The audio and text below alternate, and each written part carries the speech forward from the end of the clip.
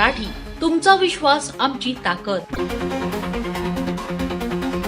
राज्य सरकारच्या कर्जमाफीच्या निर्णयाविरोधात शेतकरी नेते रविकांत तुपकर कमालीचे आक्रमक झाले आहेत। जळगाव जामोद येथे तुपकरांच्या नेतृत्वाखाली कर्जमाफीच्या जीआरची थेट होळी करण्यात आली आहे। शेतकऱ्यांच्या गगनभेदी घोषणांनी संपूर्ण जळगाव शहर दणाणून गेलंय। एवढंच नाही तर शेतकऱ्यांना पीक विमा न मिळाल्यास अधिकाऱ्यांना कपडे काढून ठोकेन असा थेट आणि गंभीर इशारा रविकांत तुपकरांनी दिलाय। राज्य सरकारने जाहीर केलेली कर्जमाफी म्हणजे शेतकऱ्यांची शुद्ध फसवणूक आणि दिशाभूल आहे असा आरोप करत क्रांतिकारी शेतकरी संघटनेचे नेते रविकांत तुपकर यांनी आंदोलनाचा एल्गार पुकारला आहे।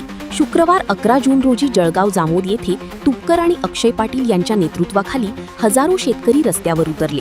सरकारने काढलेल्या कर्जमाफीच्या जीआरची शेतकऱ्यांनी जाहीर होळी केली आणि सरकारच्या धोरणांचा तीव्र निषेध केला।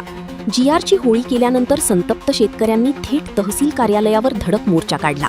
सोयाबीन, कापूस आणि केळी उत्पादक शेतकऱ्यांना योग्य भाव न मिळाल्यामुळे शेतकरी आधीच कर्जबाजारी झाला आहे।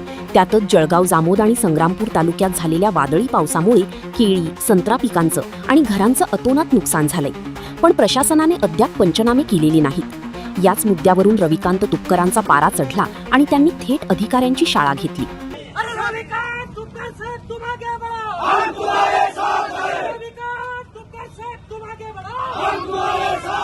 सरसकट कर्जमुक्ती, सरसकट कर्जमुक्ती, विना अट विना शर्त कर्जमुक्ती। राज्य सरकारनं जी शेतकऱ्यांची कर्जमाफी केली ही कर्जमाफी फसवी आहे आणि या फसव्या कर्जमाफीच्या विरोधामध्ये आज आम्ही सरकारनं जो कर्जमाफीचा जीआर काढला त्या जीआरची भर चौकामध्ये होळी केली आणि इथं तहसील ऑफिसवर आम्ही सगळ्या शेतकऱ्यांना घेऊन आलेलो आहे। हक्काचा पीक विमा मिळावा आणि सरसकट 7/12 कोरा व्हावा ही मागणी घेऊन आज आम्ही या ठिकाणी आलेलो आहे। सरकारला मला सांगायचंय की ज्या जाचक अटी आणि शर्ती घालून कर्जमाफी केली यामध्ये 10-15% शेतकरी सुद्धा बसणार नाही अशी परिस्थिती आहे। केंद्र सरकारनं 16 लाख कोटींचं उद्योगपतींचं कर्ज राईट ऑफ करताना कोणताही निकष लावला नाही, कोणती अट लावली नाही। मग शेतकऱ्यांना कर्जमुक्ती द्यायची असतानाच तुमच्या जाचक अटी आणि निकष आमच्या आडवे काय येतात हा खऱ्या अर्थानं प्रश्न आहे। सोयाबीनला भाव दिला नाही सरकारने, कापसाला भाव दिला नाही म्हणून आमच्यावर कर्ज झालं। जेव्हा पिकलं तेव्हा लुटलं, आता देणं घेणं फिटलं। आम्ही तुमचा 1 रुपया सुद्धा देणं लागत नाही कारण तुम्ही आमच्या खिशावर दरोडा घातलेला आहे। त्यामुळे सरसकट कर्जमुक्ती झाल्याशिवाय आणि हक्काचा पीक मिळाल्याशिवाय लढा थांबणार नाही।